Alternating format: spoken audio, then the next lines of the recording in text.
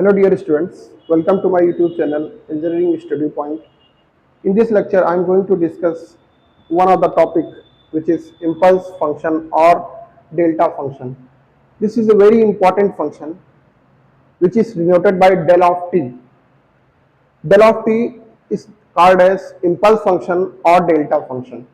इस फंक्शन का signal system में बहुत ज़्यादा यूज है. एक ऐसा सिग्नल है जो जिसकी प्रॉपर्टी अदर सिग्नल से कंप्लीटली डिफरेंट है. That is a non manageable signal. So ये सिग्नल डिफाइन कैसे करते हैं हम लोग. देखो ये सिग्नल होता क्या है. ठीक है, ये सिग्नल डिफाइन करने के कुछ कंडीशंस होती हैं. सो ऐसे होता है कि जो डेल टी होता है this is equals to 0 for t not equals to 0 and it is non-zero where t equals to 0. ये इसकी डेफिनेशन अगर बोले तो डेल टी की डेफिनेशन ये होती है कि ये जो सिग्नल होता है वो जीरो होता है जब t नॉट इक्वल्स टू 0 है और ये नॉन जीरो होता है एट t इक्वल्स टू 0.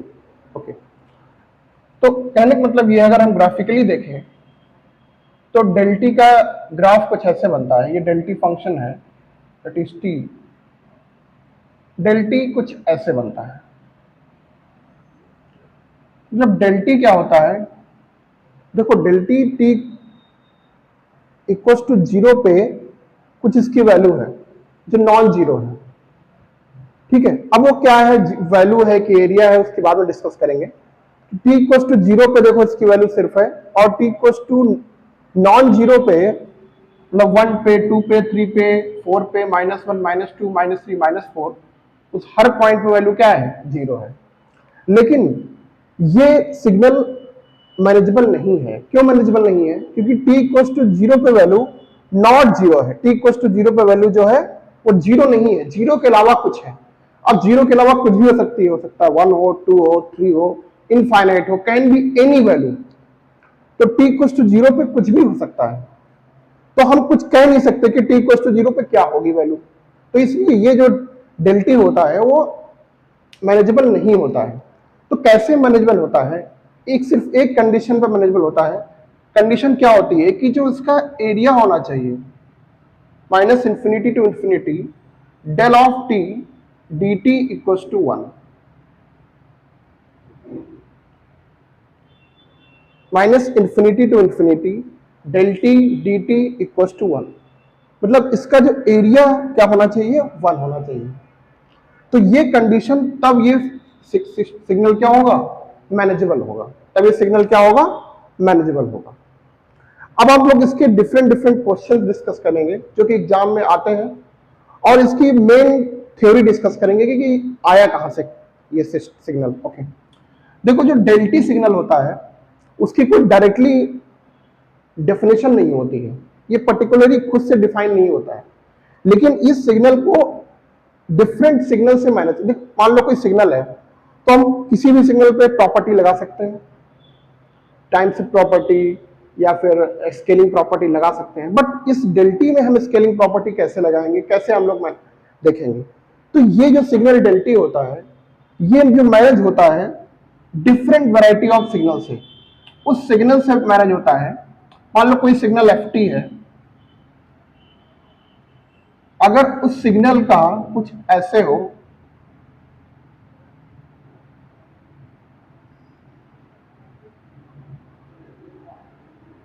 ये सिग्नल जो होता है del of t, del of t जो सिग्नल होता है वो मैनेजेबल होता है कोई ऐसे सिग्नल से जिसका विड्थ और हाइट का मल्टीप्लिकेशन 1 होता है. ये कह सकते हो कि जो विड्थ का रेसिप्रोकल क्या होता है, उसकी हाइट होती है. कुछ अगर ऐसे सिग्नल होंगे तो उस सिग्नल से ये डेल टी डिफाइन किया जाता है. मतलब इन्हीं सब सिग्नल्स की वजह से डेल टी हम लोग डिफाइन करते हैं. मतलब सपोज अगर मान लो ए की वैल्यू यहाँ पे लेट्स से 0 रखो तो ये तो पूरा टर्म 0 के यहाँ पहुंच जाएगा. मान लो सपोज इस सिग्नल में ए की वैल्यू हमने 0 पुट कर दी तो ए जैसे ही 0 पुट करोगे तो ये सिग्नल क्या बन जाएगा, यहाँ पे क्या हो जाएगा, ये डेल टी बन जाएगा ना, क्या बन जाएगा डेल टी, क्योंकि 1/0 इज इंफिनिटी, तो ये सिग्नल क्या हो जाएगा, फंक्शन 0 पे इंफिनिटी। इंफिनिटी मतलब कोई भी वैल्यू हो सकती है, नॉट डिफाइंड। सो जो सिग्नल का विड्थ और हाइट आपस में इनवर्सली प्रोपोर्शनल होते हैं, मतलब अगर ये a है तो ये 1/a होगा, अगर ये 2 है तो ये 1/2 होगा, मतलब विड्थ और हाइट दोनों का मल्टीप्लिकेशन 1 अगर होगा, कहने मतलब है कि इसका अगर मान लो एरिया निकालें तो एरिया क्या आएगा इसका, अगर तुम निकालो दिस इंटू दिस मल्टीप्लाई करो तो क्या आएगा 1 आएगा। तो जितने भी इंपल्स सिग्नल होते हैं वो ऐसे सिग्नल से डिफाइंड होते हैं जिनका विड्थ और हाइट का मल्टीप्लिकेशन 1 होता है। तो वैसे सिग्नल जो होते हैं, अब मान लो अब हमें डेल्टी पे मान लो स्केलिंग प्रॉपर्टी लगानी है, तो डेल्टी पे हम स्केलिंग प्रॉपर्टी लगाएंगे कैसे, इस सिग्नल पे लगाएंगे, क्योंकि इस सिग्नल के द्वारा ये डेल्टी हमारा मैनेजेबल है। ठीक, तो ये हो गया कुछ बेसिक्स कहां से डिफाइंड है, वैसे इसकी कोई ज्यादा नीड नहीं है, हम लोग सीधे इसकी कुछ प्रॉपर्टीज देखेंगे और उन प्रॉपर्टीज से क्वेश्चन सॉल्व करने की कोशिश करेंगे। Okay,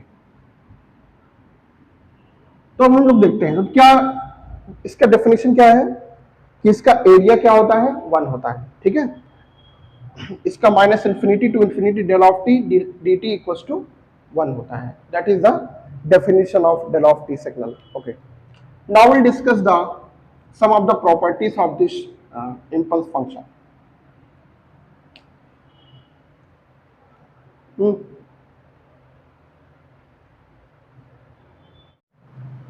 Now we will discuss some of the properties of impulse function. कि अगर impulse function del t है, इसको हम स्केल कर दें del of at, तो अगर हम del of सिग्नल को स्केल कर दें तो ये डायरेक्टली हो जाएगा 1/मॉडुलस of a del of t, 1/मॉडुलस of a del of t। तो यहां पे हो जाएगा del of at equal to 1/मॉडुलस of a del of t। तो ये इसकी प्रॉपर्टी होगी, कौन सी property, that is called the scaling property.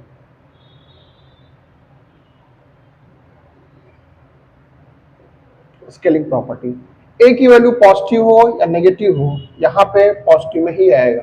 ठीक है, मॉड है, मॉड कर दोगे, मान लो -2 है तो ये 2 में ही हो जाएगा, क्योंकि मॉडुलस की वैल्यू क्या होती है, पॉजिटिव होती है। ओके, नाउ अगर मल्टीप्लिकेशन किसी भी डेल्टी को किसी भी सिग्नल से मल्टीप्लाई कर दिया जाए ft से, तो डायरेक्टली समझो कि जो यहाँ पे, क्योंकि डेल्टी जो है वो सिर्फ कहाँ पे डिफाइंड है, t इक्वल टू 0 पे, तो t इक्वल टू 0 यहां रख दोगे तो ये हो जाएगा f ऑफ 0 डेल टी,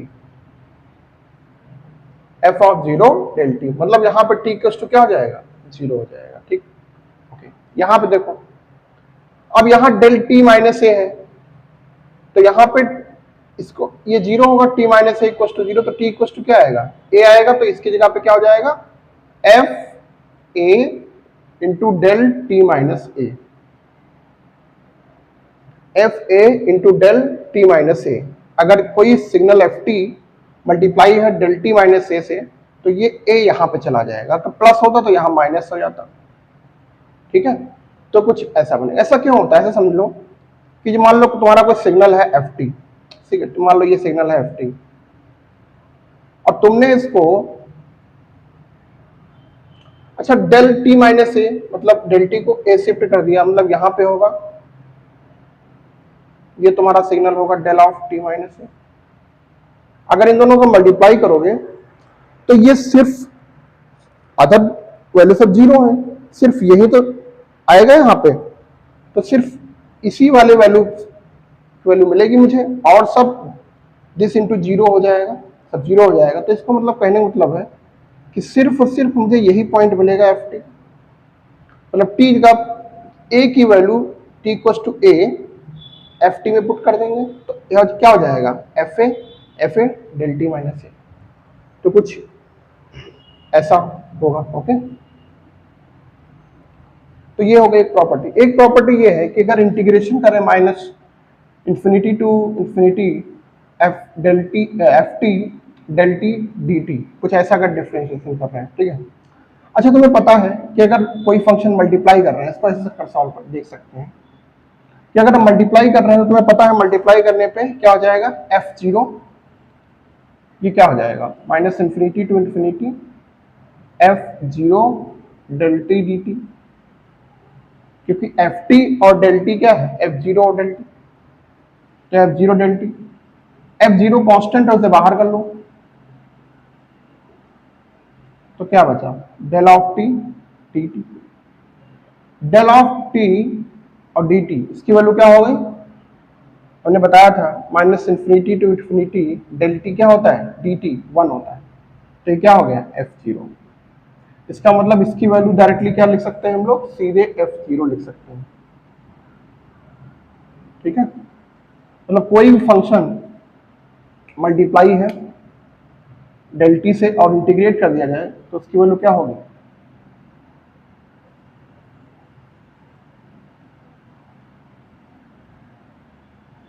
इसकी वैल्यू क्या होगी f ऑफ 0, एक ये प्रॉपर्टी हो गई, ठीक है।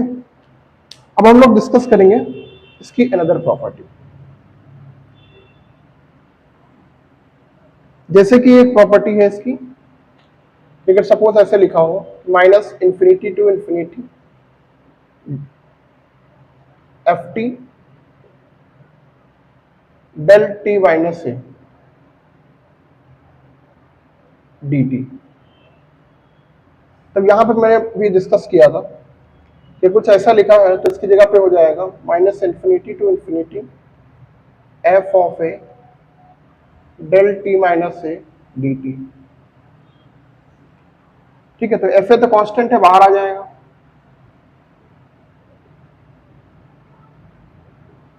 और तुम्हें पता है इंटीग्रेशन अगर कर रहे हैं minus infinity to infinity del t का कोई भी फंक्शन है वो क्या होगा हमेशा 1 आएगा, तो इसकी वैल्यू क्या हो गई एफ ए, मतलब इसकी वैल्यू डायरेक्टली तुम लिख सकते हो क्या F A.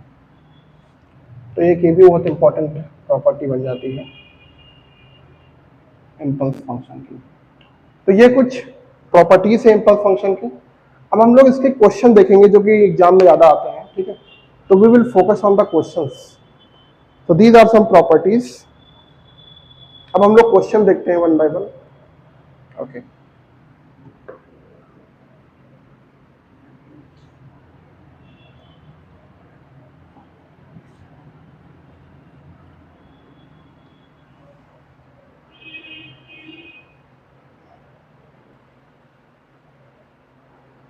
Now we'll see the questions based on this impulse function, क्योंकि ये सब बहुत इंपॉर्टेंट क्वेश्चन है, डायरेक्टली एग्जाम में आते हैं ऐसे क्वेश्चंस कि इसकी इंटीग्रेशन की वैल्यू बताओ, इसकी इंटीग्रेशन की वैल्यू बताओ, इस इंटीग्रेशन की वैल्यू, इसकी वैल्यू बताओ, ऐसे क्वेश्चंस आते हैं डायरेक्टली एग्जाम में।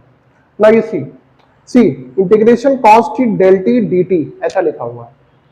नाउ यहाँ पे del t दिख गया तुमको, और ये तुम्हारा जो फंक्शन है तुमको पता है ft होता है, क्या होता है ft, मतलब ये कहीं ना कहीं minus infinity to infinity ft और del t dt है।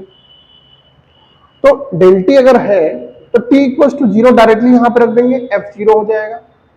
मतलब जो फंक्शन ft है यहां पर t की जगह पे क्या आ जाएगा 0, तो यहां पर t की जगह 0 आएगा तो cos 0 हो जाएगा। मतलब इसकी डायरेक्टली वैल्यू तुम जो बोल सकते हो कि वैल्यू क्या होगी cos ऑफ 0, और cos 0 क्या होता है 1, मतलब इस इंटीग्रेशन की वैल्यू क्या हो गई 1 हो गई। ना ये वाला क्वेश्चन देखते हैं, ठीक है। अगर ये वाला क्वेश्चन देखो तो ये del t माइनस पाई है, तो तुमको पता है अगर t माइनस ए होता है कहीं ना कहीं ये कुछ इस टाइप का है, del t माइनस ए टाइप का और F T type.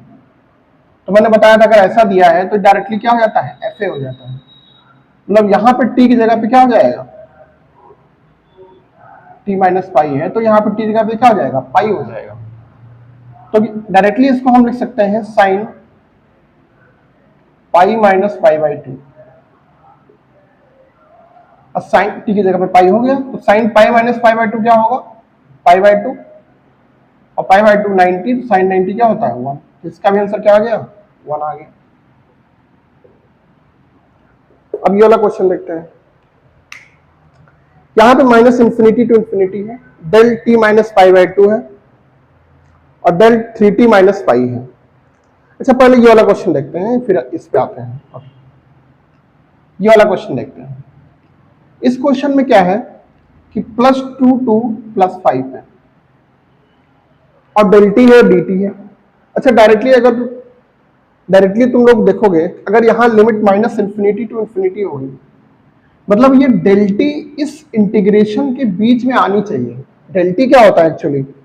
del t होता है, ये 0 पे डिफाइन होता है, 0 पे कुछ इसकी वैल्यू होती है, वैल्यू कितनी भी होगी पता नहीं होता, ठीक है।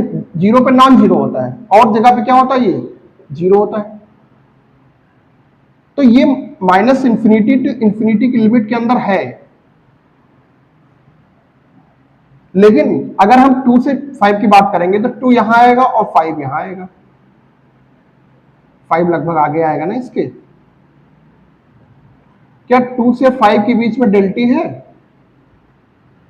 2 to 5 के बीच में ये del t नहीं है। तो अगर 2 से 5 के बीच में del t नहीं है तो इसकी लिमिट डायरेक्टली क्या हो जाएगी, 0।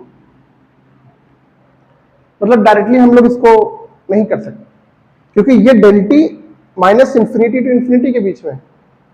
अगर कुछ ऐसा होता, सपोज मान लो ये लिमिट होती, मान लो चेंज कर दें, अगर हम -1 से मान लो 2 कर दें, तो -1 यहाँ पे है और -1 से 2 के बीच में क्या ये है, यस है, तो क्या होगा इसका आंसर 1 होगा, क्योंकि -1 से 2 के बीच में है, तो डायरेक्टली del t इसका एरिया क्या हो जाएगा, सीधे 1 हो जाएगा। तो ऐसे हम लोग बोल सकते हैं, बट अगर ये लिमिट होना चाहिए इनके बीच। और ये वाला क्वेश्चन देखते हैं, ये हमने गलत नोट कर लिया था। क्वेश्चन ऐसा है, -∞ to ∞ sin t - π/2 del of 3t - π dt। Okay, तो इस क्वेश्चन को देखते हैं हम लोग।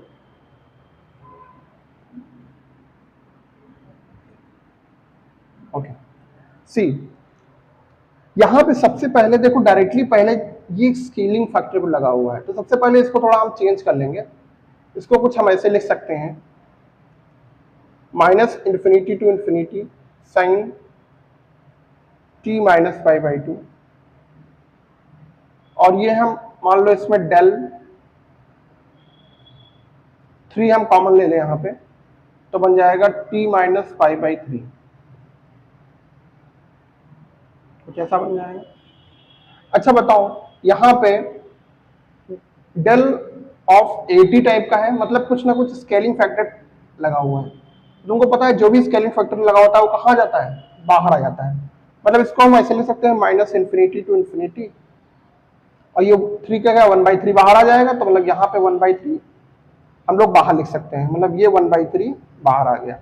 ये जो 3 है, क्योंकि हमने बताया था अभी प्रॉपर्टी थोड़ी देर पहले कि अगर मान लो ऐसा दिया हुआ है कि del ऑफ 80 है, तो डायरेक्टली हम लोग mod a del t लिख सकते हैं ना।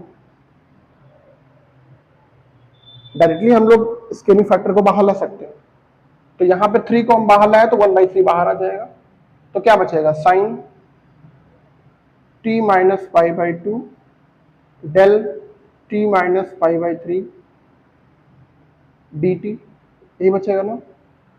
अब तो वही फंक्शन बन गया ft del t - a, तो यहाँ पे t की जगह पे क्या हो जाएगा, π/3, तो ये कुछ ऐसा हो जाएगा 1/3 और ये फंक्शन, तो sin t की जगह पे π/3, 1/3 तो बाहर ही है, लेकिन इस लिमिट की जो वैल्यू है वो हो जाएगी sin π/3 - π/2, तो π/3 - π/2 अगर एलसीएम लो तो ये 6 आएगा, तो मतलब बन जाएगा ये sin, ये 2 - 3 मतलब -π/6 बनेगा,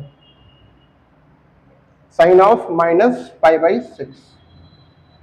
और तुमको पता है sine of -theta -sin theta होगा, तो इसको हम लिख सकते हैं 1/3 माइनस आ जाएगा बाहर, -1/3 sin π/6, और sin π/6 मतलब sin 30 डिग्री, पाई मतलब 180, तो 180/6 30, तो sin 30 इज 1/2, तो क्या आ जाएगा आंसर, -1/6। तो ये इंटीग्रेशन का आंसर हो जाएगा। तो ये से सब important question based on impulse function. बस मैक्सिमम इतना टफ क्वेश्चन आ सकता है इसमें, जो ऐसे क्वेश्चन डायरेक्टली आते हैं इम्पल्स फंक्शन के एग्जाम में। डेल्टी का यूज तो बहुत है, आगे हम लोग देखेंगे डेल्टी का बहुत यूज है। देखो अभी तक हमने इसमें ये जो डेल्टी देखा, ये कंटिन्यूअस टाइम सिग्नल था। डेल्टी क्या था? कंटिन्यूअस टाइम सिग्नल था। अगर हम ये डिस्क्रीट टाइम में अगर इंपल्स डिस्क्रीट सिग्नल हो, ये तो क्या है? इंपल्स फंक्शन जो है, इंपल्स कंटिन्यूअस फंक्शन है, लेकिन अगर इंपल्स डिस्क्रीट फंक्शन होगा तब उसकी वैल्यू क्या होगी, तब वो लोग कैसे देखेंगे?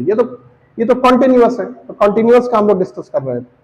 अब देखेंगे हम लोग डिस्क्रीट के बारे में। Okay, so now we'll discuss about the discrete signal. Now we'll discuss about the impulse function in discrete time domain. अभी तक हम लोग डिस्कस किए थे कंटिन्यूअस टाइम डोमेन में, अब हम लोग देखेंगे डिस्क्रीट टाइम डोमेन में।